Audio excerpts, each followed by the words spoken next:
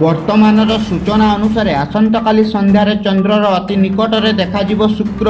କ'ଣ ରହିଛି ସୂଚନା ଜାଣିବା ଆଗରୁ ଆମ ଭିଡ଼ିଓକୁ ଲାଇକ୍ କରି ଚ୍ୟାନେଲକୁ ସବସ୍କ୍ରାଇବ୍ କରିଦିଅନ୍ତୁ। ସୂଚନା ଅନୁସାରେ ଆସନ୍ତାକାଲି ସନ୍ଧ୍ୟାରେ ଚନ୍ଦ୍ରର ଅତି ନିକଟରେ ଦେଖାଯିବ ଉଜ୍ଜ୍ୱଳ ଗ୍ରହ ଶୁକ୍ର। 23 ତାରିଖ ଦିନ ସେମାନଙ୍କ ଭିତରେ କୌଣିକ ଦୂରତା ପ୍ରାୟ 2 ଡିଗ୍ରୀ ରହିବ। ତା ପରଦିନ ସେମାନଙ୍କ ଭିତରେ କୌଣିକ ଦୂରତା ବଢ଼ିଯାଇ ପ୍ରାୟ 15 ଡିଗ୍ରୀ ହେବ। ମେ ମାସ ଶେଷ ସପ୍ତାହ ତଥା ଜୁନ୍ ମାସ 15 ତାରିଖ ଯାଏଁ ସବୁଦିନ ସନ୍ଧ୍ୟାରେ ପ୍ରାୟ 2 ଘଣ୍ଟା ଧରି ଉଜ୍ଜ୍ୱଳ ଶୁକ୍ର ଗ୍ରହକୁ ପଶ୍ଚିମ ଆକାଶରେ ଆମେ ଖାଲି ଆଖିରେ ଦେଖିପାରିବା।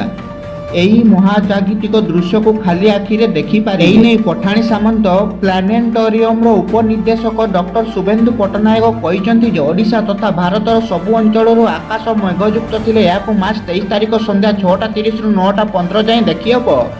ମାର୍ଚ୍ଚ 23 ତାରିଖ ସନ୍ଧ୍ୟା 6:30ରୁ 8ଟା ଯାଏଁ ପ୍ଲାନେଟୋରିୟମରେ ଦୂରବୀକ୍ଷଣ ଯନ୍ତ୍ରରେ ଦେଖିହେବ।